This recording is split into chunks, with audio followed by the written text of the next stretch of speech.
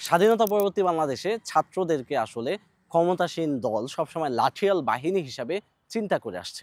এখন পর্যন্ত কত শিক্ষার্থী মারা গিয়েছে শুধু এই নোংরা রাজনীতির কারণে। ছাত্রলীগের একদল নেতাকর্মীর হাতে নির্মমভাবে হত্যাকাণ্ডের শিকার হয়েছে বিশ্বজিৎ। আর কোনো আবরার ফাহাদকে যেন শহীদ হতে না হয়, আর কোনো মায়ের বুক যেন খালি না হয়। জুলাই গণ অভ্যুত্থান পরবর্তী বাংলাদেশে আপনারা সব তো দেখেছিলাম একসাথে বাঁচবার, একসাথে দেশটা বিনির্মাণ করবার। কিন্তু ছাত্র রাজনীতির মাঠ আমাদেরকে বারবার চিনিয়ে দিচ্ছে বাংলাদেশ সহজে ভালো হওয়ার মতো নয়। কুয়েটে বেশ ইন্টারেস্টিং একটা ঘটনা ঘটেছে। ছাত্রদলের নেতাকর্মীরা এবং স্থানীয় কিছু বিএনপি নেতাকর্মীরা মিলে ছাত্রদের উপর নৃশংসভাবে হামলা করে। সেই ঘটনার পর যখন আপনি সংবাদ সম্মেলনে দেখেন যে ছাত্রদলের নেতাকর্মীরা দায় চাপিয়ে দিচ্ছে শিবিরের উপর, আলোচনা সমালোচনা এবং ক্ষোভের প্রকাশ ঘটে সারা দেশে ছাত্রদলের এইসব কর্মকাণ্ডের কারণে। এর পরবর্তীতে আরেকটি ঘটনা ঘটে সিলেটে। এমসি কলেজের একজন শিক্ষার্থীকে আহত করবার একটি অভিযোগ ওঠে ছাত্র শিবিরের বিরুদ্ধে। এই ঘটনার ধারাবাহিকতায় তামিরুল মিল্লাতের একজন শিক্ষার্থীকে খুব বাজেভাবে ইনজুর করে ছাত্র দলের নেতাকর্মীরা, ছেলেটি শিবির করতো এমন একটি অভিযোগকে কেন্দ্র করে। এরপর কিন্তু তাকে জোরপূর্বক ভিডিও ধারণ করে তাকে হেনস্থা করা হয়। এটা আবার সামাজিক যোগাযোগ মাধ্যমে বিএনপি যে দলটি রয়েছে, লেজুর ভিত্তিক ছাত্র সংগঠন ছাত্রদল, তারা তাদের ভেরিফাইড ফেসবুক পেজে আপলোড করে। এই তিনটি ঘটনার মধ্য দিয়ে আমরা যেটা বুঝতে পারি, বাংলাদেশের গণ অভ্যুত্থান পরবর্তী রাজনীতিতে, ছাত্র রাজনীতিতে বেশ খারাপ কিন্তু একটা পরিবেশ তৈরি হয়েছে। খুব উত্তপ্ত একটা সময় আমরা পার করছি। এখন এই সময়টায় আমাদের সংশোধনের জায়গাটা আসলে কোথায়? আমরা কি আশা করতে পারি কিনা যে ছাত্র রাজনীতির লেজুর ভিত্তি ছাড়া বাংলাদেশে খুব ভালো একটা পরিবেশ তৈরি করবে, শিক্ষার্থীদের পড়াশোনার পরিবেশে কোনো বাধা সৃষ্টি করবে না, কোনো ছাত্র ভিকটিম হবে না, নৃশংসভাবে মারা যাবে না?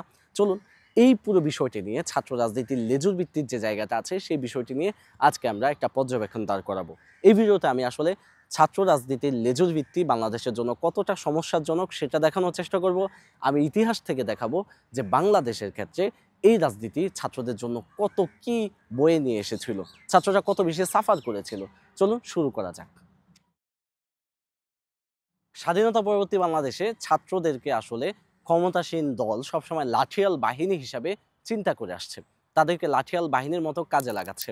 বাংলাদেশ স্বাধীন হওয়ার পর থেকে এখন পর্যন্ত যতগুলি ক্ষমতাসীন দল এসেছে, তারা তাদের মাঠের রাজনীতিকে উত্তপ্ত রাখার জন্য ছাত্রদের ব্যবহার করেছে। এর খুব বাজে ফলাফল আমরা দেখেছি বিশ্ববিদ্যালয় ক্যাম্পাসগুলিতে।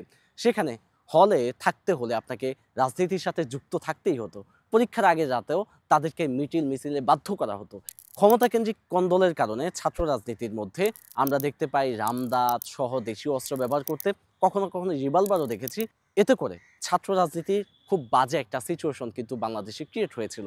আমরা আপনাকে দেখাবো যে ছাত্র রাজনীতির বলি হয়েছে কত কত শিক্ষার্থী।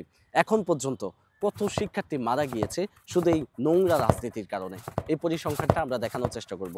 ছাত্র রাজনীতি কেন্দ্রিক সংঘর্ষে প্রায় অর্ধশত এবং তারও বেশি শিক্ষার্থী মারাত্মকভাবে আহত এবং জখম হয়েছে, মারা গেছে অনেক শিক্ষার্থী।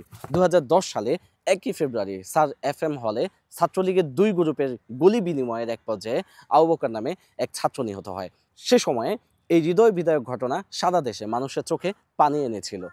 ক্যাম্পাসের রাজনীতিতে শুধু আবু বকরই বলি হয়েছে এমনটা নয়, ইতিহাসে কিন্তু এমন অসংখ্য ঘটনা আছে। 1974 সালে ঢাকা বিশ্ববিদ্যালয়ে হাজী মহসিন হলে আপনারা দেখতে পেয়েছি ছাত্রলীগের দুই গ্রুপের মধ্যকার রক্তকট সংঘর্ষে 7 জন শিক্ষার্থী নির্মমভাবে খুন হয়েছে। 2019 সালে বাংলাদেশ প্রকৌশলী বিশ্ববিদ্যালয় ছাত্রলীগের নেতাকর্মী কর্তৃক বিভিন্নভাবে নির্যাতনের শিকার হয়েছে এবং পরবর্তীতে মারা গিয়েছে আবরার ফাহাদ। 2012 সালে জাহাঙ্গীরনগর বিশ্ববিদ্যালয়ে ছাত্রলীগ কর্মীদের হাতে নির্মমভাবে নিহত হয়েছে জুবায়ের আহমেদ। 2012 সালের 9 ডিসেম্বর জগন্নাথ বিশ্ববিদ্যালয় এলাকা দিয়ে হাঁটার সময় ছাত্রলীগের একদল নেতাকর্মীর হাতে নির্মমভাবে হত্যাকাণ্ডের শিকার হয়েছে বিশ্বজিৎ। সেই দৃশ্য এখন আমাদের চোখে ভাসে। এই তো কিছু বিক্ষিপ্ত ঘটনা আপনাদেরকে বললাম, কিন্তু পরিসংখ্যান কি বলছে? পরিসংখ্যান বলছে স্বাধীনতার পর এখন অবধি বাংলাদেশে ছাত্র রাজনীতির বলি হয়েছে 151 জন বিশ্ববিদ্যালয় শিক্ষার্থী, তাদের মধ্যে 74 জন ঢাকা বিশ্ববিদ্যালয়ের শিক্ষার্থী, এবং এই সংখ্যাটা দিন দিন কিন্তু বেড়েই চলছে। সুতরাং এ থেকে আমরা যেটা বুঝি, লেজুর ভিত্তির ছাত্র রাজনীতি বাংলাদেশের ক্যাম্পাসগুলিকে জাহান্নামে পরিণত করে এবং সেই জাহান্নামের আগুনে কিন্তু পুড়তে থাকে সাধারণ শিক্ষার্থীরা। গণ অভ্যুত্থান পরবর্তী বাংলাদেশে যে আকাঙ্ক্ষাটা ছিল, আমরা দেখেছি অভ্যুত্থানের আগের সময় কোটা বিরোধী আন্দোলন যখন চলছে তখন কিন্তু লেজুর ভিত্তিক ছাত্র রাজনীতির বিরুদ্ধে ছাত্ররা কথা বলেছে এবং প্রতিটা ক্যাম্পাস থেকে যারা লেজুর ভিত্তিক ছাত্র রাজনৈতিক সংগঠন আছে তাদেরকে বিতাড়িত করেছে, হল থেকে ছাত্রলীগকে বিতাড়িত করেছে। এর মাধ্যমে সাধারণ শিক্ষার্থীরা খুব ভালো একটা স্পষ্ট বার্তা দিয়েছিল যে লেজুর ভিত্তিক ছাত্র রাজনীতি চলবে না। গণঅভ্যুত্থান পরবর্তী বাংলাদেশে এই কথাটা আবারও চাওয়ার হয়, কিন্তু দেখা যায় যে এখানে বিভিন্ন দল তাদের লেজুর ভিত্তিক যে সংগঠন আছে সেগুলির প্রভাবকে বাঁচিয়ে রাখবার জন্যে, লাঠিয়াল বাহিনীকে টিকিয়ে রাখবার জন্যে ছাত্র রাজনীতিতে এই সমাধানটি এখনও করছে না। ছাত্ররা চাচ্ছে ছাত্র সংসদ, যে ছাত্র সংসদ নেতৃত্ব তৈরি করবে, লিডারশিপ কোয়ালিটি বিল্ড আপ করবে এবং এর মধ্য দিয়ে সুস্থ ধারার একটি রাজনৈতিক চর্চা থাকবে, যেখানে লেজুর ভিত্তির একদমই হবে না। মাদার যে সংগঠন আছে সেটার সার্ভ করবে না ছোট ছোট সংগঠনগুলি।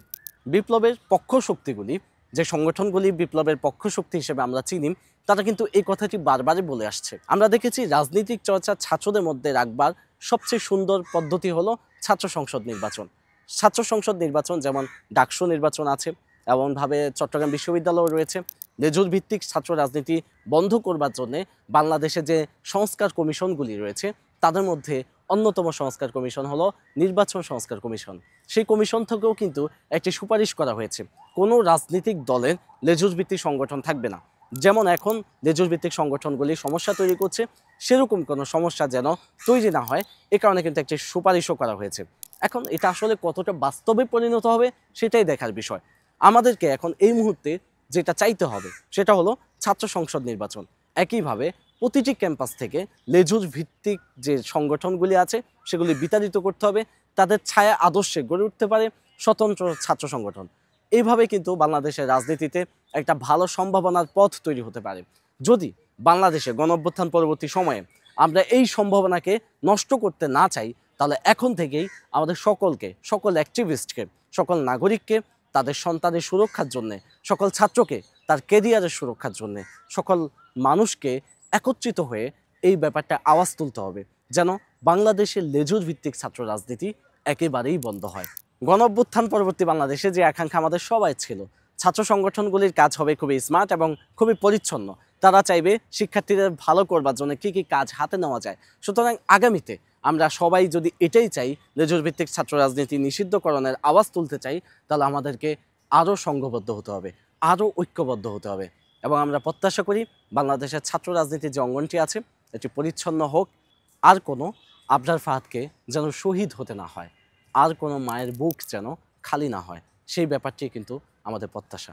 সুতরাং নতুন বাংলাদেশ বিনির্মাণে দেখা হবে আগামীতে কোনো একটি ভিডিওতে।